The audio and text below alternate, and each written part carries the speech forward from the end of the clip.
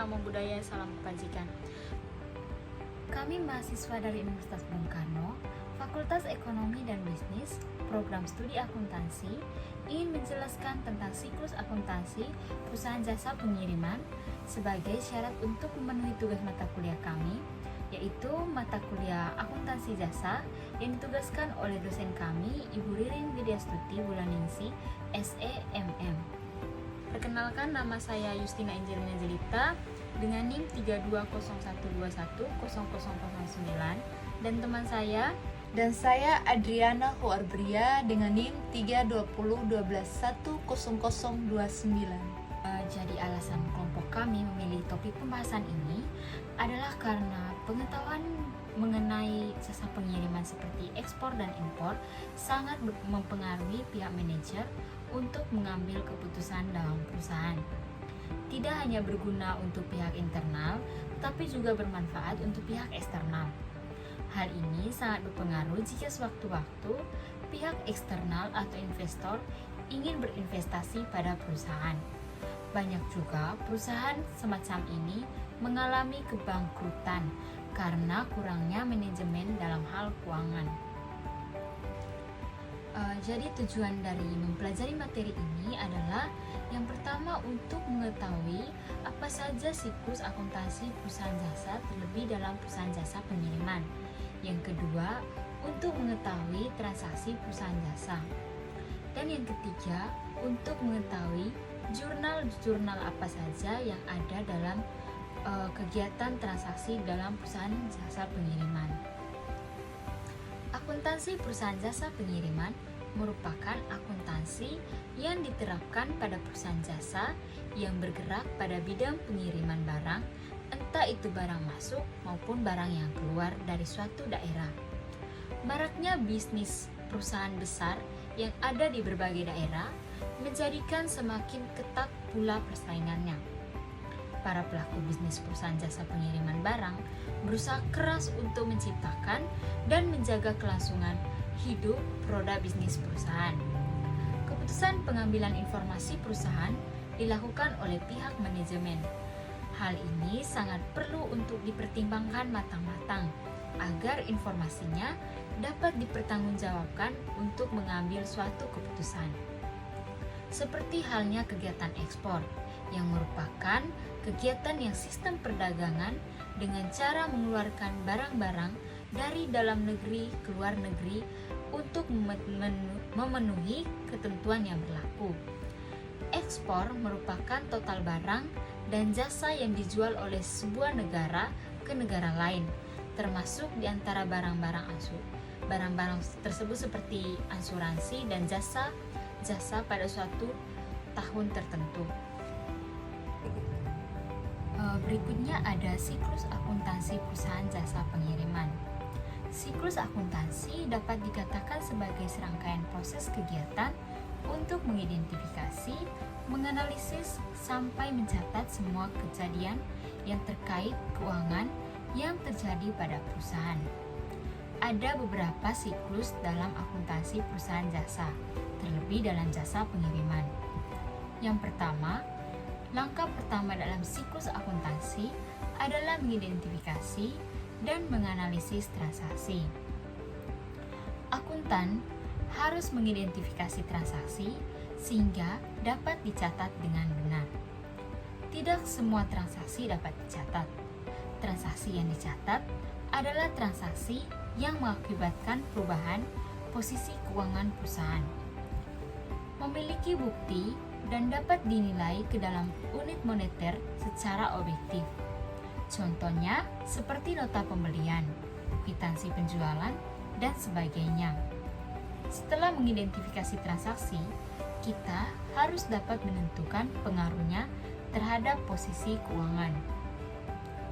Setelah informasi tersebut transaksi dianalisis, kemudian dicatat dalam buku jurnal. Ini merupakan langkah kedua dalam siklus akuntansi perusahaan jasa pengiriman. Jurnal adalah suatu catatan kronologis tentang transaksi-transaksi yang terjadi dalam suatu periode akuntansi. Catatkan seluruh transaksi keuangan secara detail pada jurnal umum berdasarkan data-data yang dikumpulkan agar memudahkan pada tahap-tahap selanjutnya. Langkah selanjutnya sebagai contoh siklus akuntansi pada perusahaan jasa, yaitu memposting transaksi ke dalam buku besar. Ini merupakan langkah ketiga dalam siklus akuntansi perusahaan jasa pengiriman. Buku besar adalah kumpulan rekening-rekening pembukuan yang masing-masing digunakan untuk mencatat informasi tentang aktiva tertentu. Golongkanlah data transaksi keuangan berdasarkan jenis transaksi, tanggal, dan nomor, serta nama akun dan lain sebagainya. Dengan begitu, seluruh transaksi perusahaan pada jurnal yang berhubungan dengan kas akan masuk pada satu buku besar kas. Lalu, hitunglah saldo masing-masing pada akun pada buku besar untuk mengetahui total nilai akun. Yang keempat, ada penyusunan neraca saldo. Neraca saldo sendiri adalah daftar saldo rekening-rekening buku besar pada periode tertentu. Cara menyusun neraca saldo sangat mudah. Kita hanya perlu memindahkan saldo yang ada di buku besar ke dalam neraca saldo untuk disatukan. Saldo pada neraca saldo harus sama jumlahnya antara jumlah debit dan juga jumlah kredit. Jika pada akhir periode akuntansi terdapat transaksi yang belum dicatat, ada transaksi yang salah atau perlu disesuaikan, maka dicatat dalam jurnal penyusuan. Ini merupakan langkah kelima dalam siklus akuntansi perusahaan jasa pengiriman. Penyusuan umumnya dilakukan secara periodik, biasanya saat laporan akan disusun. Kemudian, kita juga harus membuat neraca saldo dengan cara memindahkan saldo yang telah disesuaikan pada buku besar ke dalam neraca saldo yang baru. Saldo dari akun yang ada pada buku besar dikelompokkan dalam kelompok aktiva atau pasiva. Saldo antara kelompok aktiva dan pasiva pada neraca saldo ini juga harus seimbang. Yang keenam, ada neraca lajur. Penyusunan neraca lajur akan mengacu pada neraca saldo dan jurnal penyusuan. Apabila keduanya sudah dibuat, maka penyusunan neraca lajur bisa dilakukan secara mudah. Neraca lajur akan memberikan informasi dalam bentuk laporan laba rugi dan neraca. Keduanya itu akan menjadi dasar dalam pembuatan laporan keuangan. Langkah selanjutnya dalam siklus akuntansi pada perusahaan jasa yakni adalah menyusun laporan keuangan. Berdasarkan informasi pada neraca saldo setelah penyusuan, tahap selanjutnya yaitu menyusun laporan keuangan. Laporan keuangan yang disusun seperti laporan laba rugi, laporan perubahan modal, neraca, dan laporan arus kas. Setelah membuat laporan keuangan, kita juga harus membuat jurnal penutup. Ini adalah langkah ke-8 dalam siklus akuntansi perusahaan jasa pengiriman. Jurnal penutup hanya dibuat pada akhir periode akuntansi saja. Rekening yang ditutup hanya rekening nominal atau rekening laba rugi. Cara dengan menolkan atau membuat nihil rekening terkait. Rekening-rekening nominal harus ditutup karena rekening tersebut digunakan untuk mengukur aktivitas atau aliran sumber-sumber yang terjadi pada periode berjalan. Yang kesembilan, ada tahapan jurnal pembalik, yang dimana ini merupakan tahap pembalikan beberapa akun yang telah ditutup untuk mengembalikan saldonya. Akun perkiraan yang dibalik biasanya merupakan pembayaran yang dibayar di muka atau belum jatuh tempo.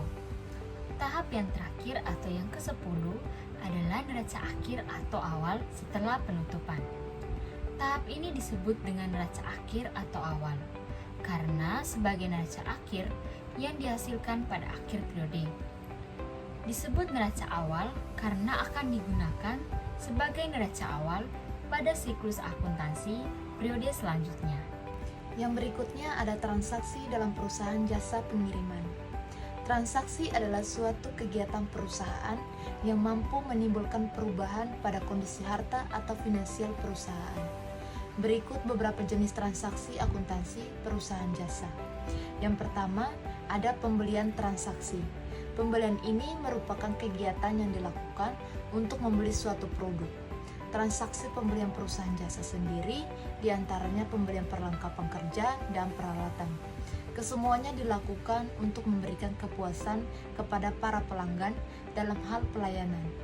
Selanjutnya, perusahaan jasa juga harus mencatat berbagai transaksi lain yang berhubungan dengan transaksi pembelian. Yang kedua, ada pendapatan. Seperti perusahaan lainnya, perusahaan jasa juga memiliki berbagai tujuan untuk memperoleh keuntungan. Pendapatan ini haruslah dicatat pada daftar pembukuan tunai dan kredit. Pendapatan dari perusahaan jasa sendiri diantaranya didapat dari berbagai layanan yang telah ia berikan. Karena kemudian pengusaha jasa akan memberikan berbagai layanan terbaik kepada pelanggannya.